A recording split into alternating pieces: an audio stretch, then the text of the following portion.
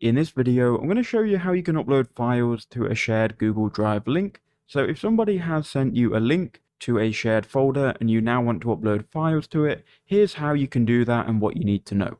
So first, I would go ahead and copy the link, and you can then go ahead and open it in a new tab. Now, provided that you're logged into the correct Google account, you will then be able to see the contents of the folder. Now here what we can do is we can upload files, and there are two ways to do that. The first way, if you go to New in the top left hand corner, you can click on a file upload. This will then open up the File Explorer, and you can go ahead and choose your files and upload them. The second way, if you've already got them open in File Explorer, you can just drag them on.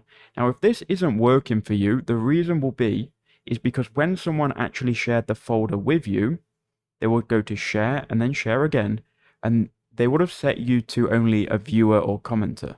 You can only upload files if you are checked as an editor, and the person who's sharing the folder has to do this on their backend.